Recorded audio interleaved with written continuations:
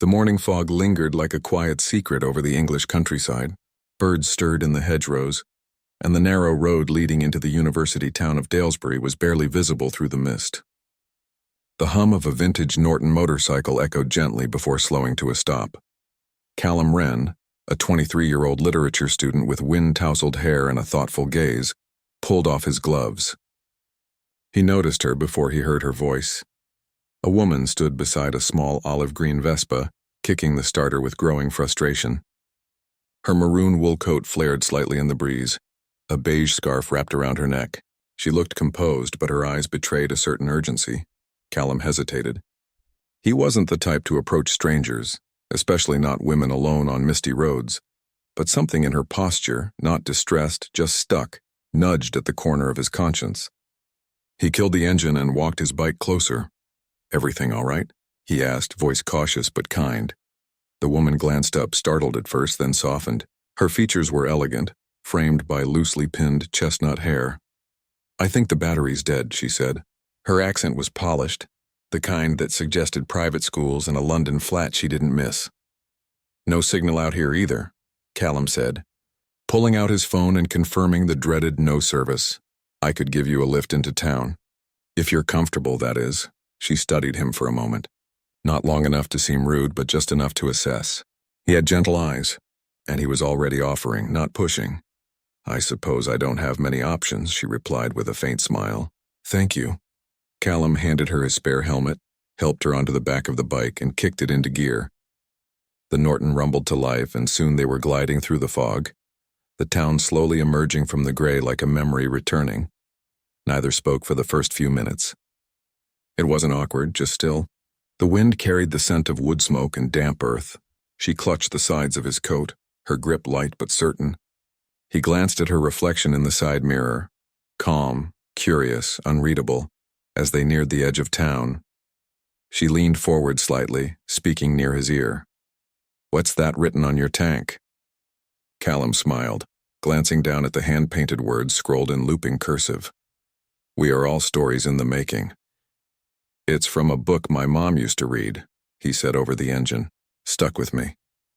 She was quiet for a moment, then simply said, "Beautiful." They reached the corner of the high street. She tapped his shoulder lightly. "Here's perfect." Callum slowed, parking near a small independent cafe. She dismounted, handing back the helmet. "Thank you, truly. You didn't have to stop." "I know," he replied. "But sometimes it's good that we do." She adjusted her scarf, looking at him thoughtfully. "This isn't the first time someone like you saved me." Callum frowned. "What do you mean?" But she only offered a tight-lipped smile, turned toward the cafe and walked away without giving her name. He watched her disappear into the warm glow of the shop front. The bell above the door jingled, then silence. He lingered a few seconds longer, then revved the engine and rode off toward the university. Later that day, in a lecture hall filled with idle chatter, Callum sat flipping through a notebook when a hush fell over the room. The new lecturer had arrived. She stepped up to the podium.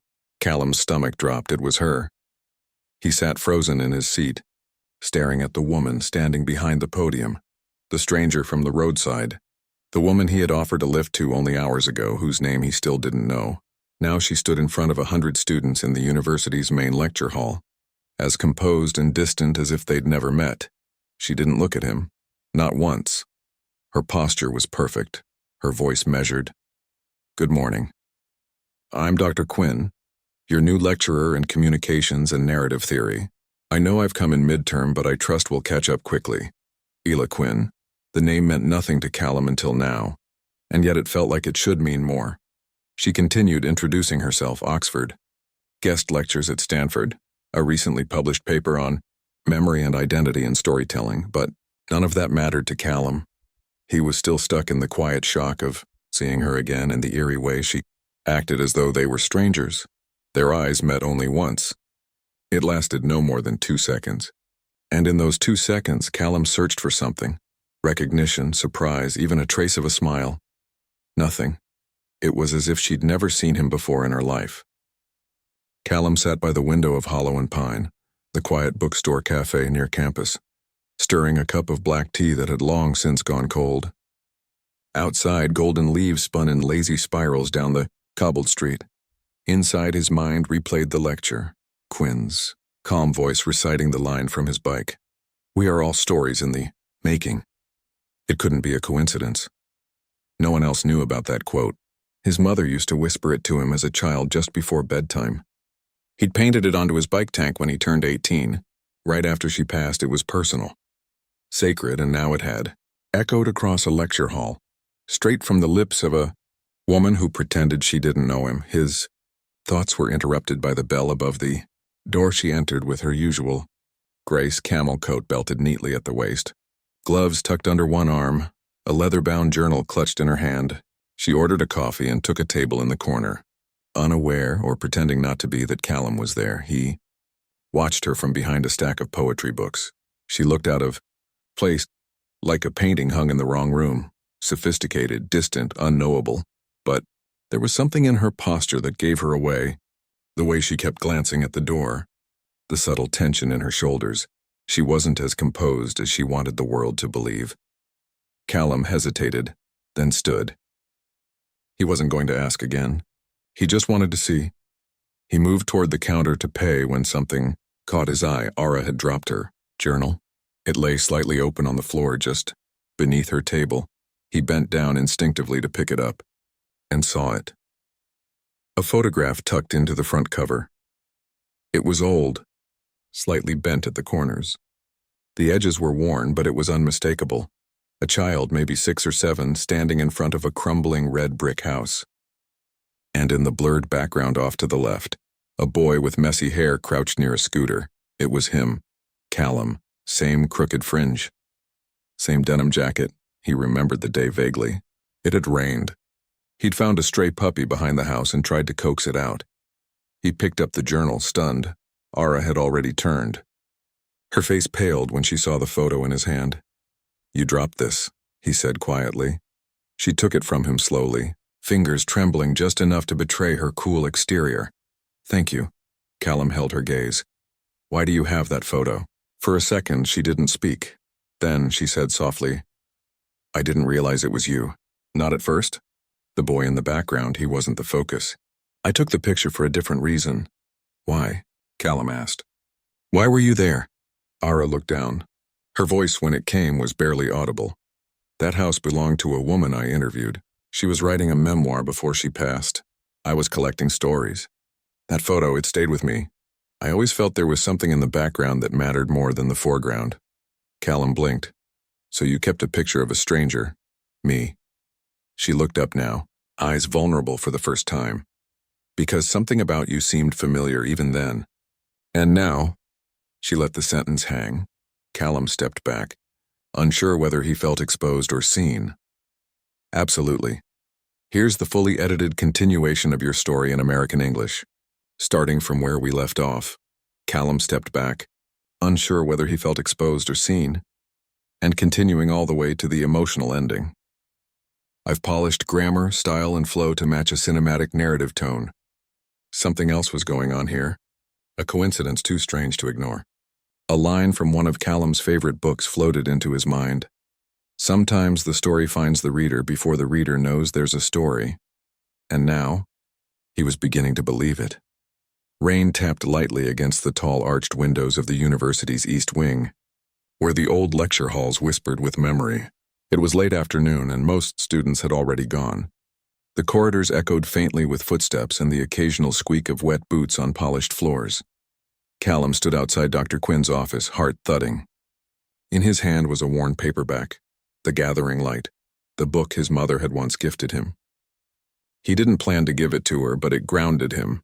It reminded him who he was before the mystery began unraveling. He knocked. Come in, came her voice, composed as always. She looked up from her desk, startled for a fraction of a second. Then the mask returned. Callum. He stepped inside slowly, raindrops still clinging to his jacket. I'm not here to accuse you, he began, but I think we need to talk. Ara folded her hands atop a closed notebook. About what? You kept that photo for a reason. You quoted the line from my bike for a reason, and you recognized me on that road the moment I pulled over. She didn't deny it. Instead, she let out a quiet breath, then stood. "Do you want the truth?" she asked, not sharply, but with the weight of someone who had held back for too long. Callum nodded. She walked to a bookshelf and pulled down a slim file. Inside were clippings, handwritten notes, and the photograph he'd seen in the cafe. She placed it on the desk. That house belonged to a woman named Evelyn Wren. "Your grandmother." Callum blinked. "You interviewed her?" 10 years ago, Ara said. "I was doing a series on forgotten storytellers. Your grandmother was luminous, brave. She spoke about her late daughter, your mother, and you." Callum swallowed, his throat suddenly dry. "She told me about how you used to act out plays in the garden," Ara continued. "How you made up stories with paper swords and capes. I only met her once, but she changed me." She paused, voice softening. "The week after our interview, she died." Callum sat down slowly, barely breathing. "I never forgot her," Ara said. "And when I looked at the photo later, I saw you in the background. That little boy with wild hair and skinned knees. I didn't know your name, but you stuck in my mind like a bookmark in a book I couldn't stop rereading." He stared at her. "So you kept it all these years?" She nodded. "It reminded me that there are moments, quiet, ordinary moments, and that shape us more than the loud ones. Your grandmother's kindness, your curiosity, it was the beginning of a change in me. I left academia not long after. I wasn't ready to tell stories anymore." "Why did you come back?" Callum asked. Ara hesitated. "Because I wanted to see if stories could still heal." They sat in silence for a moment, only the rain speaking. "I never told you my name," she added. "That day on the road, I knew who you were the moment you smiled." The eyes hadn't changed, but I wasn't sure if I deserved to know you now. Callum met her gaze. "You offered me a lift when you didn't have to," she said. "Just like your grandmother offered me tea and a story when I was a stranger at her door." Callum smiled faintly. "Guess kindness runs in the family." Ara's lips curled into the first true smile he'd seen from her. Wasn't just coincidence that brought them together. It was continuity, of people, of stories, of silent legacies. She reached into her drawer and handed him a small envelope. Inside was a poem written in a delicate, familiar hand, his mother's. Tears stung his eyes. Ara whispered, "Your grandmother gave it to me. Said I'd know when it was time to return it." By late evening, gray clouds rolled over the Dalesbury skyline, and thunder growled faintly beyond the hills. Inside the university's Humanities Hall, the annual student storytelling showcase was in full swing. Fairy lights were strung across old beams, and students read poetry and short fiction under soft yellow spotlights. The scent of coffee and damp autumn leaves lingered in the air. Callum stood near the back, arms folded, watching quietly. He wasn't performing tonight. Instead, he had spent the last few days helping organize the event alongside Dr. Quinn, who, after their honest conversation, had started opening up in small, quiet ways. She'd returned the poem written by his mother, gently folded in the envelope his grandmother had sealed years ago. He still hadn't read it. Not yet, he wasn't ready. But he kept it in his pocket like a compass. Ara stood near the stage wearing a dark green cardigan and her signature leather journal tucked under one arm. She looked more at ease these days, softer, though still poised. Callum caught her gaze. She gave him the smallest nod of thanks. Then the lights flickered twice. A loud pop cracked through the air, followed by smoke curling from the hallway beyond the auditorium. Someone shouted, "Fire!" Panic rippled instantly. Students dropped notebooks, chairs scraped, the room filled with noise and confusion. The fire wasn't large, but it was spreading fast. Smoke slithered into the corners. "The main entrance was blocked. Back exit," someone yelled. "This way." Callum's instincts kicked in. He moved through the crowd, guiding panicked students toward the back doors. Only once the last person stumbled outside into the pouring rain did he realize Ara wasn't there. He turned on his heel and sprinted back into the hallway. Thick smoke clouded the corridor. The lights were dim, the air sharp with the scent of burning wires and old wood. "Ara," he called. "Nothing." He raced to her office, coughing as he went. The door was half closed. Smoke slipping through the cracks, he shoved it open. She was inside, trying to lift a locked cabinet, eyes red, coughing hard. "Callum," she choked. The journals, my research. Leave them, he yelled, grabbing her arm. It's not worth it. She looked at him, defiant. But in that moment, trust won.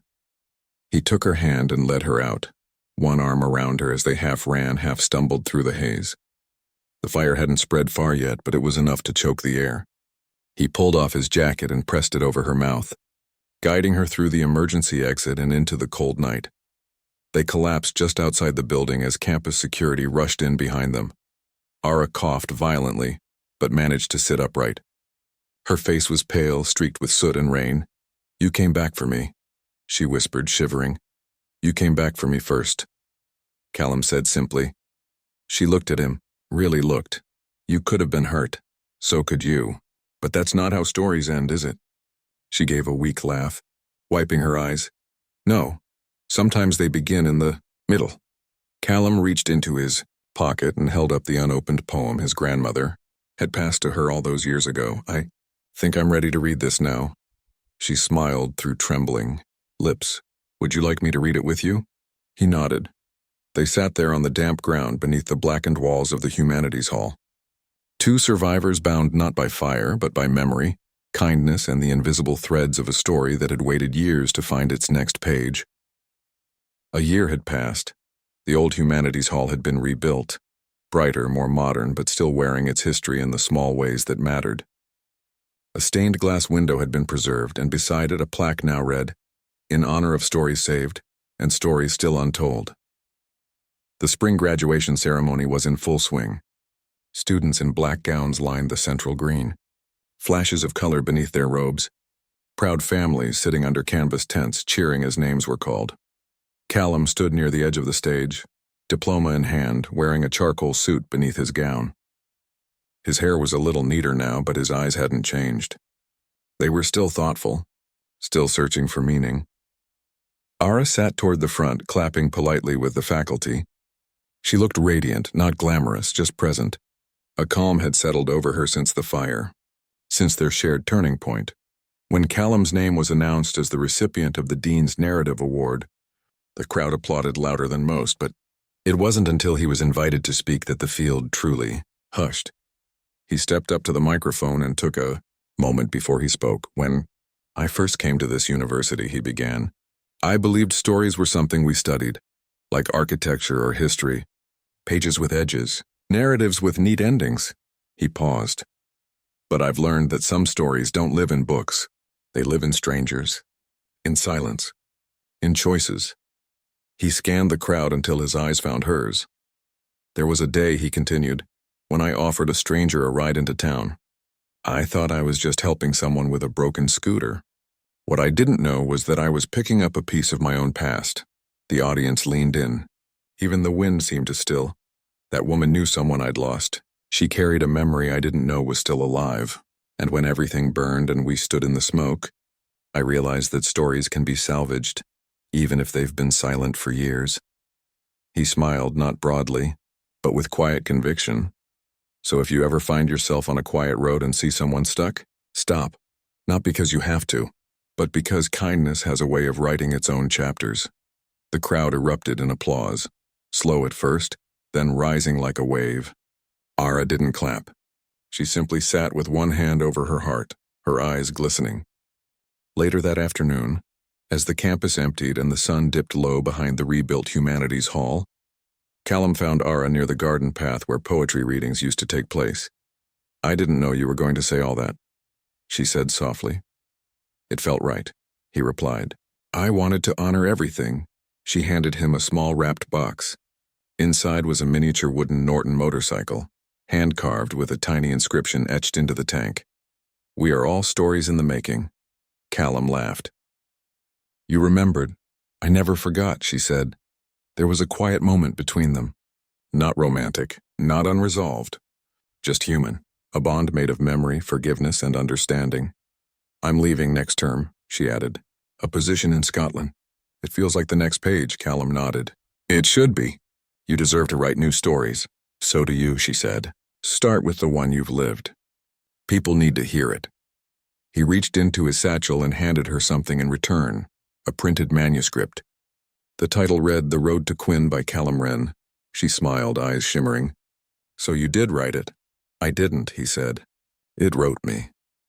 As she walked away, scarf trailing in the breeze, Callum sat down beneath the old tree where his grandmother once read to him. And for the first time in years, he didn't feel like a chapter was ending. He felt like a story was finally beginning.